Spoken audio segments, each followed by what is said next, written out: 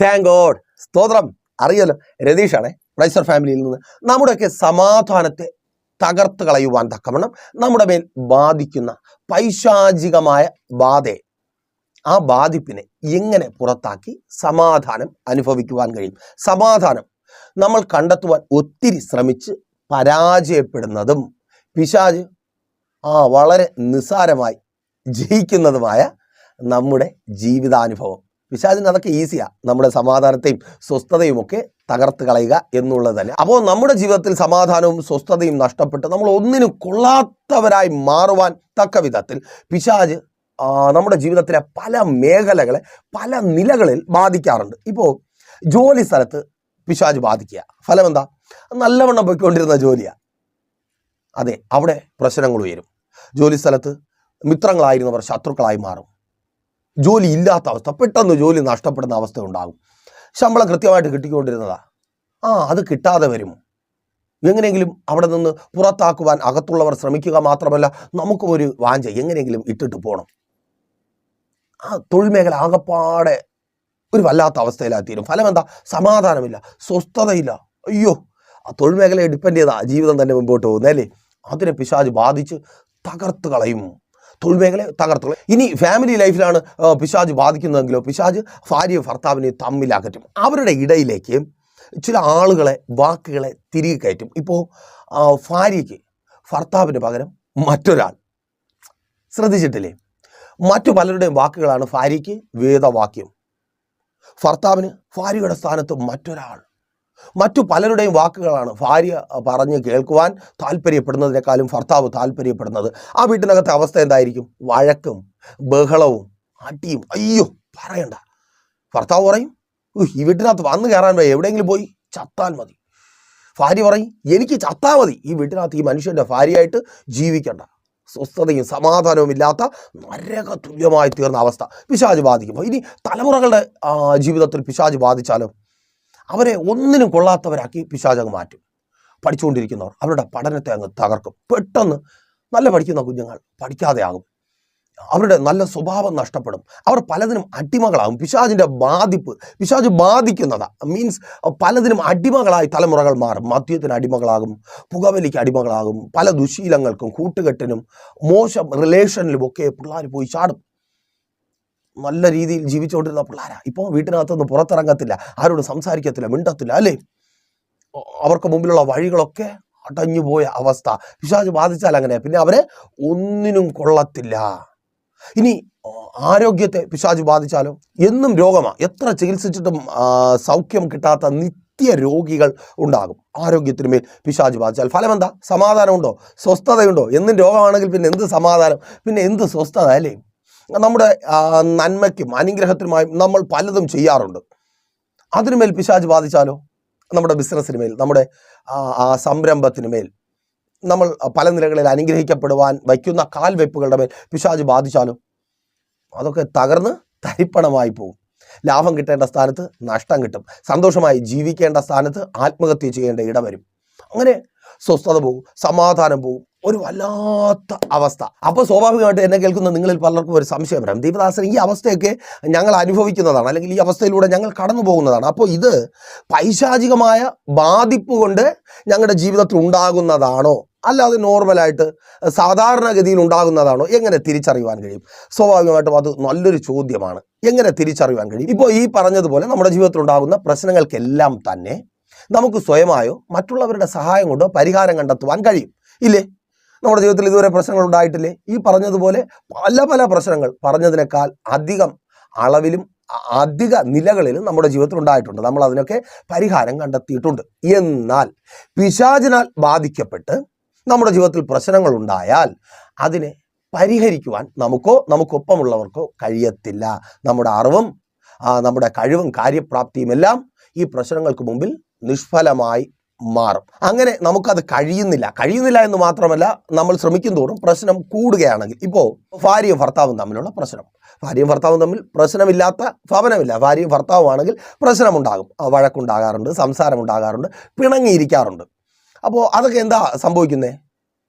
ചിലപ്പോൾ ചില മണിക്കൂറുകൾ അല്ലെങ്കിൽ 1-2 ദിവസം ഭാര്യയും ഭർത്താവും തന്നെ അതിനെ പരിഹരിക്കും. ഇല്ലെങ്കിൽ മറ്റാരെങ്കിലും മാതാപിതാക്കളോ സുഹൃത്തുക്കളോ ബന്ധുക്കളോ ഒപ്പമുള്ള ആരെങ്കിലും അതിനെ പരിഹരിക്കും.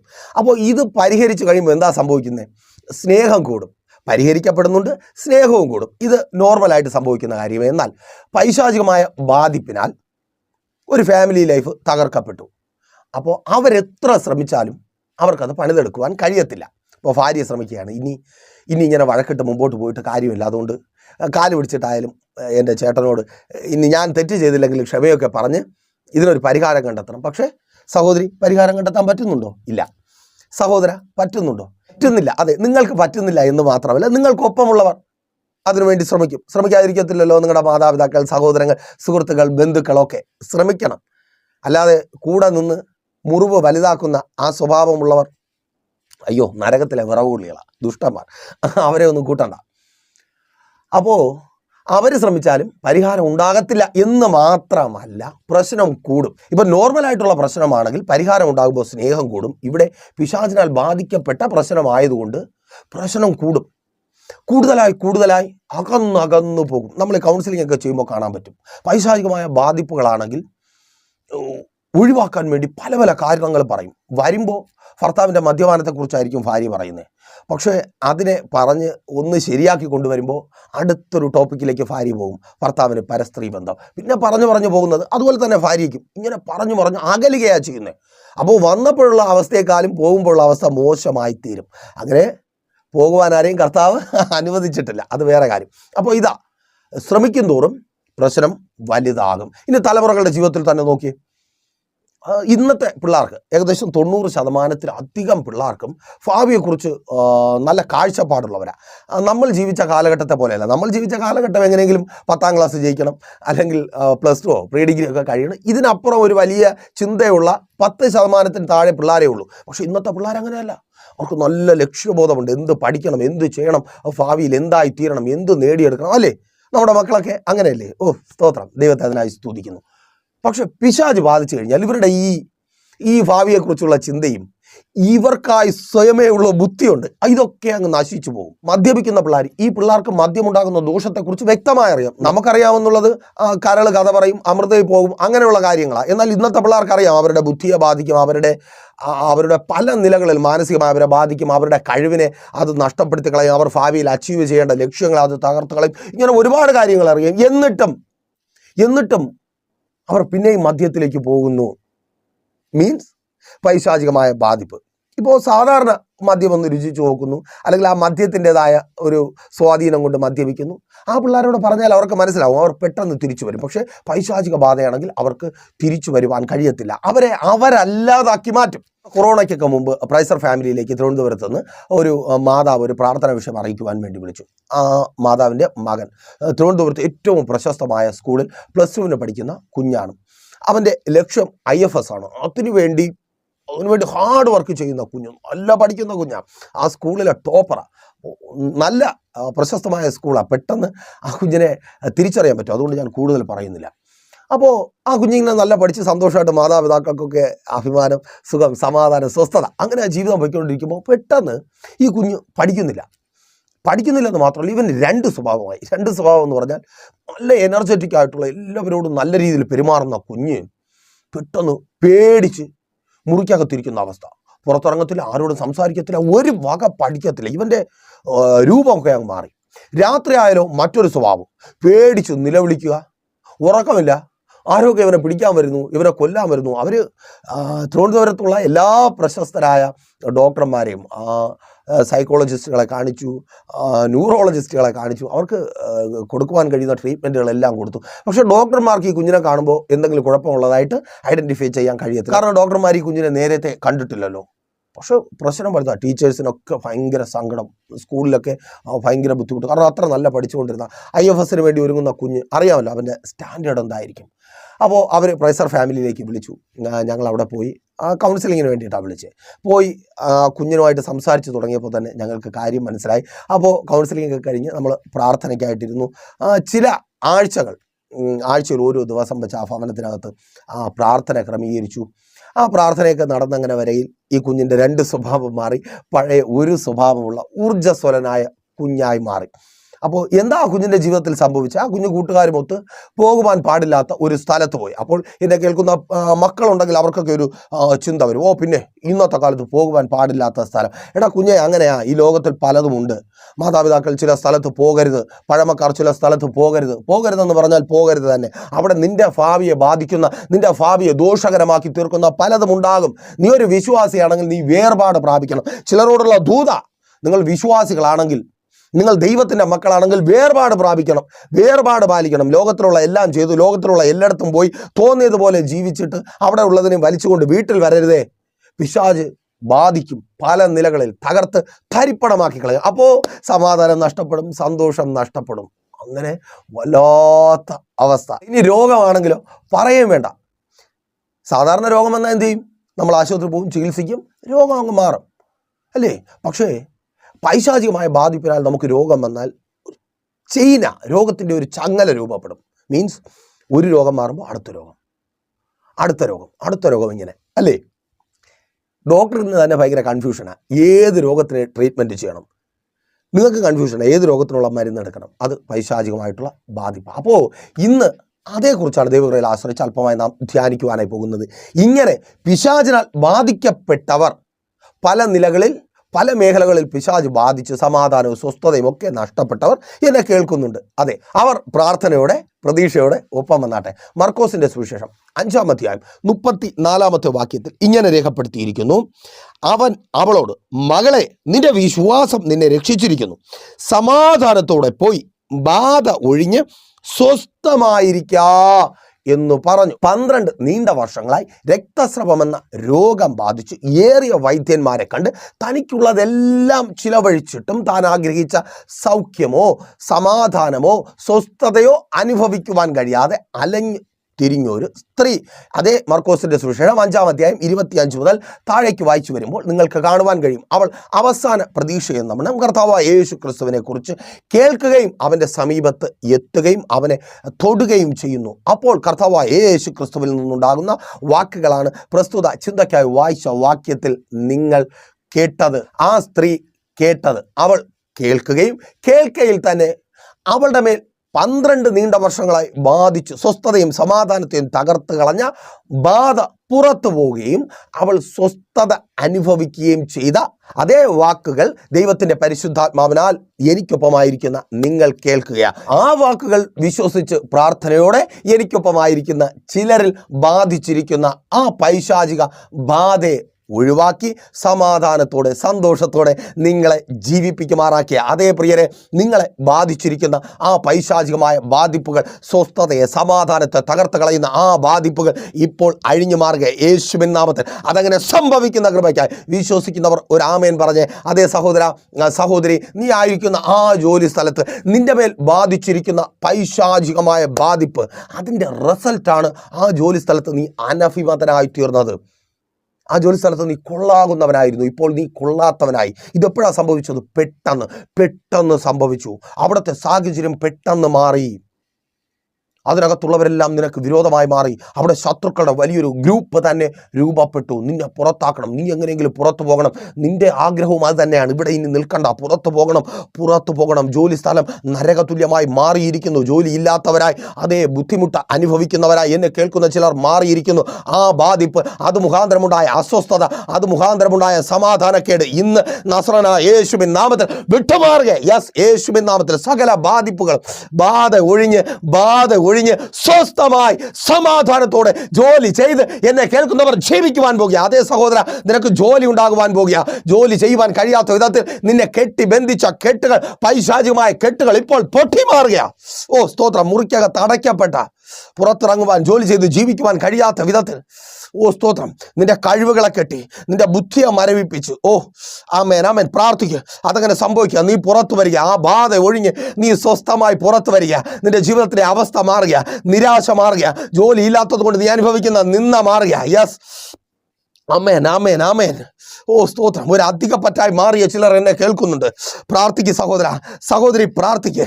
ആ ജോലി സ്ഥലത്ത് നരകതുല്യമായ ജീവിതമാണ് നിനക്ക് വിധിക്കപ്പെട്ടിരിക്കുന്നത്. വിധിയെ പഴിച്ച് നീ പലപ്പോഴും കരയുക. ആ കരച്ചിലിന് അറുതി ഉണ്ടാകുവാൻ പോവുക. നീ ദൈവത്തെ സ്തുതിച്ച് സന്തോഷിക്കുവാൻ പോവുക. അതെ, ആ ബാധ ഒഴിയുക. ആ ജോലി സ്ഥലത്തെ നരകതുല്യമാക്കി തീർക്കുന്ന, നിന്റെ ബോസിനെ നിന്റെ ശത്രുവാക്കി തീർക്കുന്ന, കടിച്ചു കീറുവാൻ നിൽക്കുന്ന സിംഹത്തെ പോലെ നിന്റെ ബോസിനെ ആക്കി മാറ്റുന്ന ആ പൈശാചികമായ ബാധിപ്പ് അഴിയുവാൻ പോകുക. യെസ്, നീ അവിടെ സമാധാനത്തോടെ സ്വസ്ഥമായി ജോലി ചെയ്ത് ജീവിക്കുവാൻ പോകുക. ആമേൻ.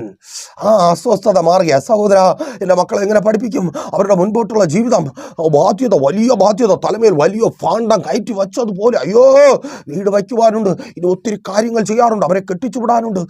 അയ്യോ, ആ അസ്വസ്ഥതയ്ക്ക് വിരാമമാകുക. അതിന് തക്കവണ്ണമുള്ളത് നിന്റെ കരങ്ങളിൽ ലഭിക്കുവാൻ പോകുക. വിശ്വസിക്കുന്നവർ ആമേൻ പറഞ്ഞേ. യെസ്, യേശുവിൻ നാമത്തിൽ അതങ്ങനെ സംഭവിക്കുന്ന കൃപയ്ക്കായി ആമേൻ. സഹോദരി, പ്രാർത്ഥിക്കേ. പിശാച് ബാധിച്ചു നിന്റെ കുടുംബ ജീവിതത്തിന് മേൽ. ഇന്നലകളിൽ ഉണ്ടായതുപോലെ പ്രശ്നമല്ല, ഇന്നലകളിൽ പ്രശ്നങ്ങളുണ്ടായി. ഫലമെന്താ? സ്നേഹം വർദ്ധിച്ചു. അയ്യോ, എൻ്റെ ഭർത്താവിന് ഇത്ര സ്നേഹമായിരുന്നു, പിണങ്ങിയിരുന്നപ്പോഴാ മനസ്സിലായി എൻ്റെ ഭാര്യയ്ക്ക് ഇത്രമാത്രം സ്നേഹമായിരുന്നു.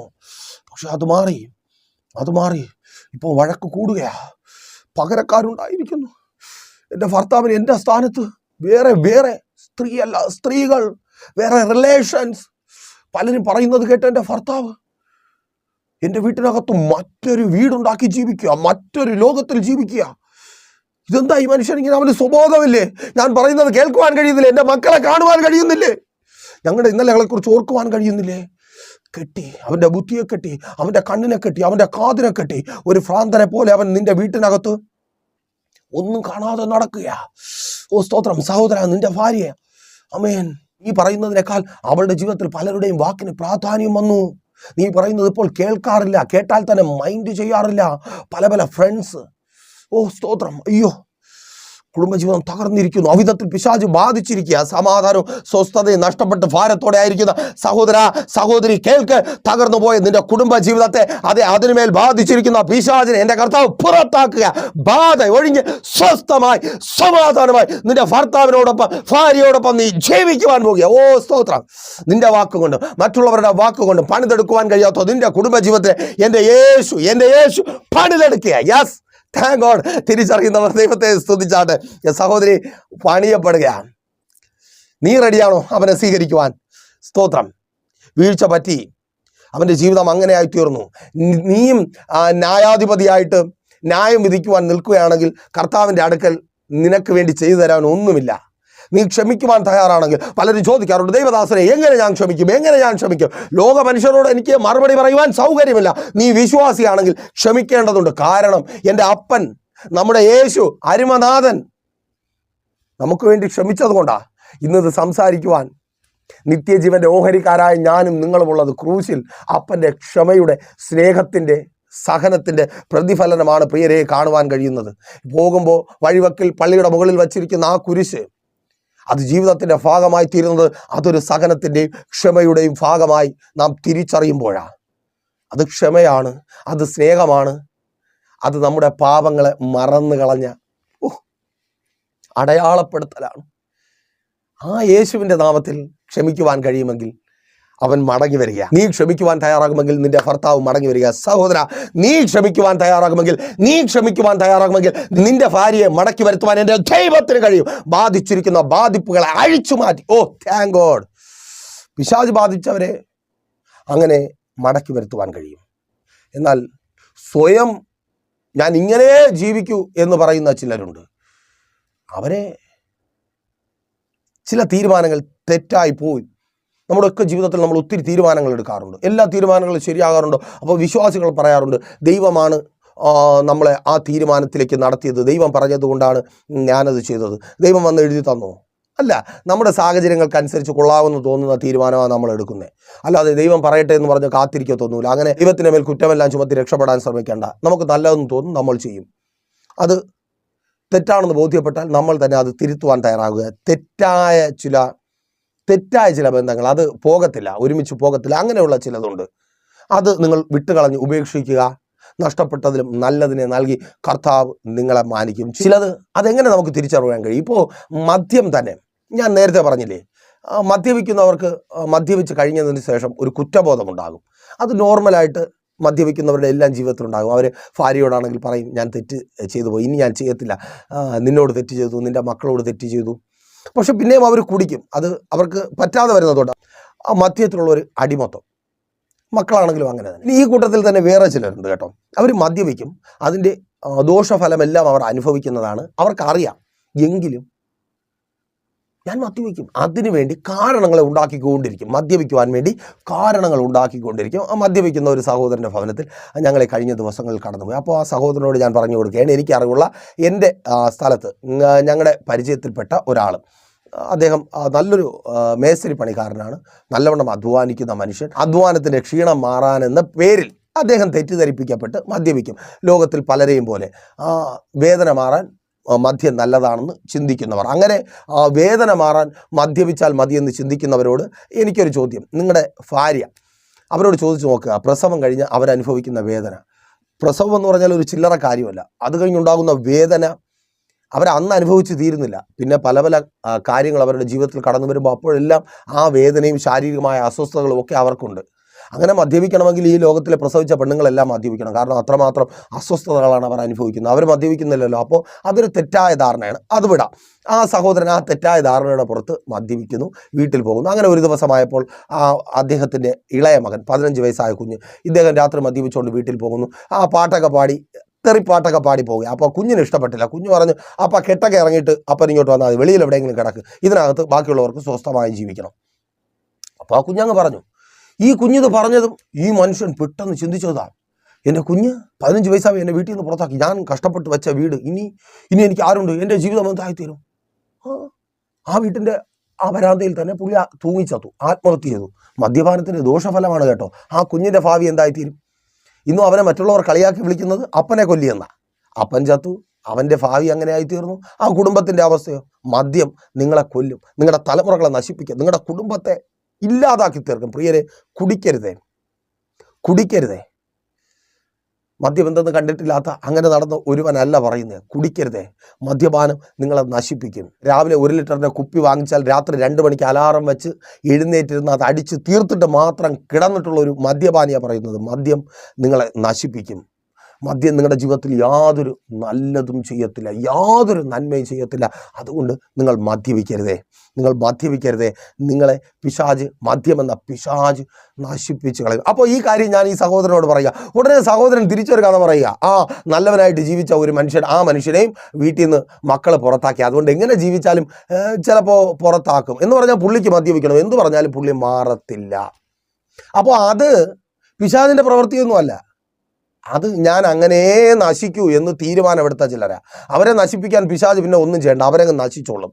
അവരെക്കുറിച്ചല്ല കേട്ടോ.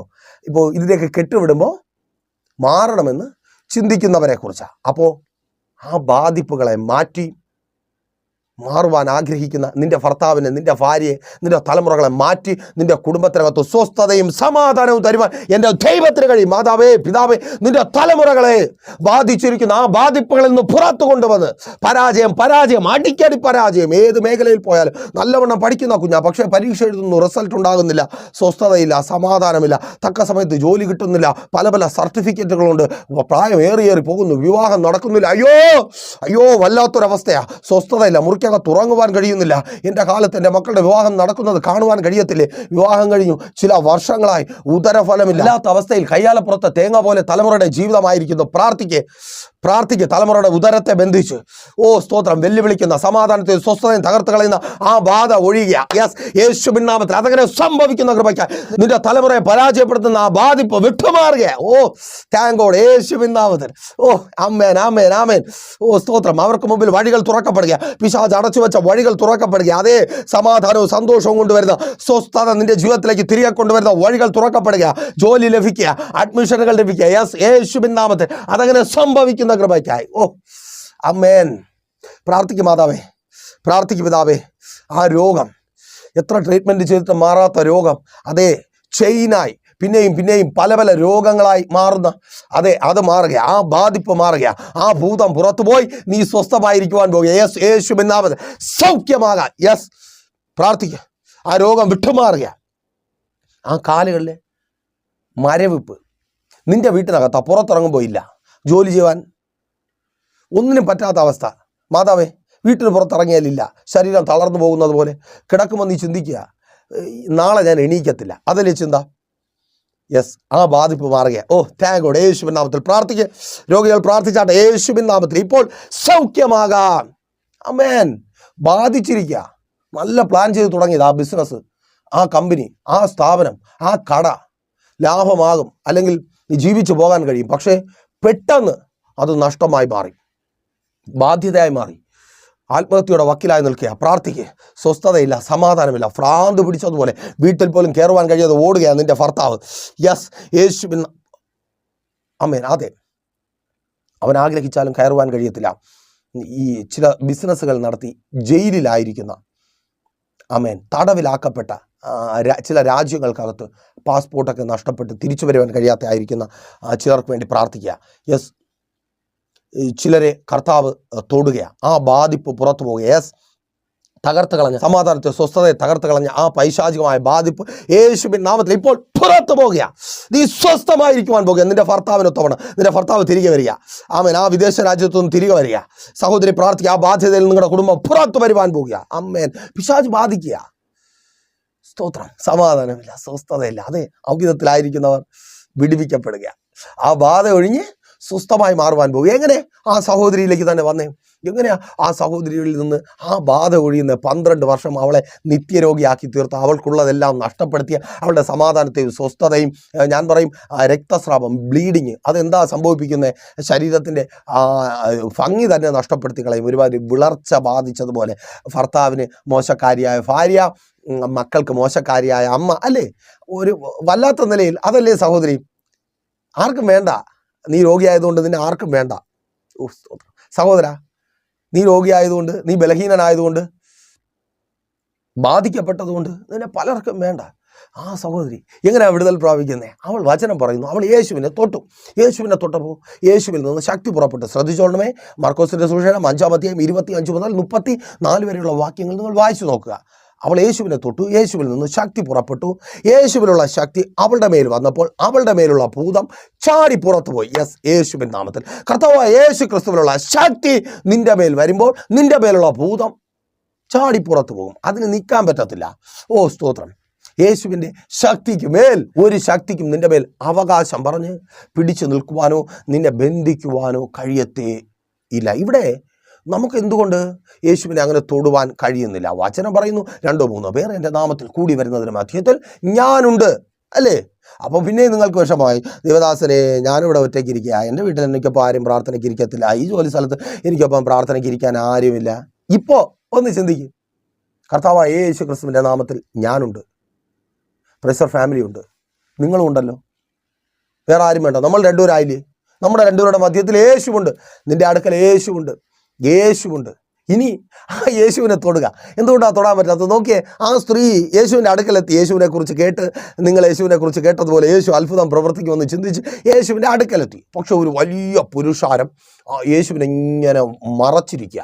ഇവൾക്ക് തൊടുവാൻ, ഇവൾക്ക് അടുത്തു കൂടുവാൻ കഴിയാത്ത വിധത്തിൽ ഒരു വലിയ പുരുഷാരം. പ്രിയരെയും, യേശു നിങ്ങളുടെ അടുക്കലുണ്ട്, പ്രാർത്ഥിക്കുന്ന നിങ്ങളുടെ അടുക്കൽ യേശുവുണ്ട്. പക്ഷേ യേശുവിനെ തൊടുവാൻ കഴിയാത്ത വിധത്തിൽ ഒരു വലിയ കൂട്ടം നിങ്ങളെയും യേശുവിനെയും തമ്മിൽ വേർതിരിച്ചിരിക്കുക. ആ കൂട്ടം എന്താ പറയുന്നത്?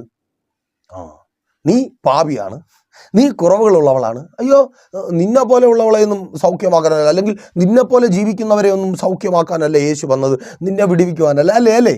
നിങ്ങളുടെ പാവത്തെക്കുറിച്ചും നിങ്ങളുടെ ഇന്നലകളിൽ വന്നുപോയ വീഴ്ചകളെക്കുറിച്ചും പറഞ്ഞ് നിങ്ങളെ ദൈവത്തിൽ നിന്ന് അകറ്റി കൊണ്ടുപോകുന്നു ഇങ്ങനെ പറഞ്ഞുകൊണ്ടിരിക്കുക. അപ്പോൾ ചിലവർക്കൊക്കെ ഇത് കേൾക്കുമ്പോൾ ഭയങ്കര സന്തോഷമാണ്. പലരും വിളിച്ചിട്ട് പറഞ്ഞിട്ട്, ദൈവദാസൻ എന്നോട് പറഞ്ഞു, എൻ്റെ പാപം, ഞാനിങ്ങനെ പാപം ചെയ്തത് കൊണ്ടാണ്. ഇത് എന്നോട് പറഞ്ഞിട്ടുണ്ട്, ഞാൻ പണ്ട് കുടിച്ചുപെടുത്ത് നടന്നപ്പോൾ. മനസ്സിലായില്ലേ? അപ്പോൾ അങ്ങനെ ഞാൻ നടന്നപ്പോൾ വീട്ടിനകത്ത് ഭയങ്കര പ്രശ്നമാണ്. ഒരു പരിഹാരം വേണമല്ലോ. അതിനുവേണ്ടി പോയി നിൽക്കുമ്പോൾ ദൈവദാസന്മാർ വരും, പറയും, നീ മദ്യത്തിൽ അടിമയായിരിക്കുന്നു, പിശാച് നിന്റെ മേൽ ബാധിച്ചിരിക്കുന്നു, നീ പാപം ചെയ്തുകൊണ്ടിരിക്കുന്നു. പാപം ചെയ്തുകൊണ്ടിരിക്കുന്നു. അപ്പോൾ എൻ്റെ ഭാര്യ, ശരിയാ, നിങ്ങൾ പാപം ചെയ്യുന്നുണ്ട്. അപ്പോൾ അടുത്തൊക്കെ ഇരിക്കുന്നവരെല്ലാം കുടിയൻ. ഇതുകൊണ്ട് എനിക്കെന്ത് കാര്യം? എനിക്കറിയത്തില്ലേ ഞാൻ കുടിക്കുമെന്ന്? എൻ്റെ തലയിൽ ഒരാൾ കൈവച്ചിട്ട് പറയണോ ഞാൻ കുടിക്കുന്നു, പാപം ചെയ്യുന്നു? ഇത് എനിക്കറിയാം, എൻ്റെ ഭാര്യയ്ക്കും അറിയാം, എന്നെ അറിയുന്ന എല്ലാവർക്കും അറിയാം. ഞാനന്ന് കുടിക്കുമായിരുന്നു. ആരും ദൂത് പറഞ്ഞില്ലെങ്കിലും അറിയാം. പിന്നെ അത് പറഞ്ഞു തന്ന് എന്നെ എന്തിനാ യേശുവിൻ്റെ അടുത്തുനിന്ന് ഓടിക്കുന്നേ? നിന്റെ പാപത്തെ ക്ഷമിച്ച് എൻ്റെ യേശു നീ ആയിരിക്കുന്ന അവസ്ഥയിൽ നിന്ന് പുറത്തു കൊണ്ടുവരും. ഇതാണ് നീ കേൾക്കണമെന്ന് യേശു ആഗ്രഹിക്കുന്നതും. ആമേൻ. നീ കേൾക്കേണ്ടതും. നിന്റെ കുറവുകളെ കുറിച്ച് ഇനി ഞാനെന്തിനാ പറഞ്ഞു തരുന്നത്? പലരും ചോദിക്കാറുണ്ട്, ദൈവദാസനെ എന്താണ് പ്രശ്നം? പറഞ്ഞതാ. പ്രശ്നം ഉണ്ടെന്ന് അപ്പോൾ നിങ്ങൾക്ക് അറിയാമല്ലോ. അതിനെ നിങ്ങൾ ഏറ്റു പറയുക, കർത്താവ് നിങ്ങളോട് ക്ഷമിക്കും. അല്ല നിങ്ങളുടെ പാപവും പൊക്കിപ്പിടിച്ച് അതിൻ്റെ ലിസ്റ്റും എടുത്ത് നടക്കുകയല്ല പ്രിയരെ ചെയ്യുവാനുള്ളത്. അത് അങ്ങ് വിട്ടുകളയുക. നമ്മൾ കുറവുകളെ ഏറ്റു പറയുക, അപ്പാ ഞാൻ പാപിയാണ്, നിന്റെ മുമ്പിൽ നിൽക്കുവാൻ പോലും ഞാൻ യോഗ്യനല്ല, ആ ചുങ്കക്കാരനെ പോലെ പ്രാർത്ഥിക്കുക. അപ്പോൾ ഈ കൂട്ടം ഇവർ മതത്തിൻ്റെ വക്താക്കളാണ്. മതത്തിൻ്റെ പ്രത്യേകത എന്താ? മതം യേശുവിനെയും നമ്മളെയും തമ്മിൽ തെറ്റിക്കും. മതത്തിനറിയാം യേശു നമ്മളും ചേർന്ന് കഴിഞ്ഞാൽ പിന്നെ മതത്തിന് റോളില്ല. ആമേൻ. അതുകൊണ്ട് മതത്തിൻ്റെ വാക്കുകൾ കേൾക്കരുത്. സഭകളുടെ, സംഘടനകളുടെ അവരുടെ ആശയങ്ങളും ഉപദേശങ്ങൾക്കും അനുസരിച്ച് നിങ്ങളുടെ ജീവിതം മുമ്പോട്ട് കൊണ്ടുപോകരുത്. ബൈബിൾ എന്തു പറയുന്നു? നിങ്ങൾക്ക് വേണ്ടി കർത്താവായ യേശു ക്രിസ്തു കാൽവരിയിൽ മരിച്ചു. നിങ്ങളുടെ കുറവുകൾക്ക് പരിഹാരത്തിനായി പിതാവായ ദൈവത്തിൻ്റെ വലതു ഭാഗത്ത് നമുക്കൊരു മധ്യസ്ഥനുണ്ട്, നമ്മുടെ കർത്താവായ യേശു ക്രിസ്തു. നമ്മുടെ കുറവുകൾ അവന് മുമ്പിൽ ഏറ്റുപറഞ്ഞാൽ അതിന് പരിഹാരമുണ്ട്. മാനസാന്തരപ്പെടുന്ന പാവിയെ ഏറെ സ്നേഹിക്കുന്ന കർത്താവ് അവൻ്റെ ജീവിതത്തിലായിരിക്കുന്ന അവസ്ഥകളിൽ നിന്ന് അവനെ പുറത്തു കൊണ്ടുവന്ന് മാനിക്കും. നിങ്ങളുടെ പാപങ്ങൾ, ദൈവത്തെയും നിങ്ങളെയും തമ്മിൽ തെറ്റിച്ച് കളയുന്ന പാപങ്ങളെ ക്ഷമിച്ച് കർത്താവ് നിങ്ങളെ വിടുവിക്കും.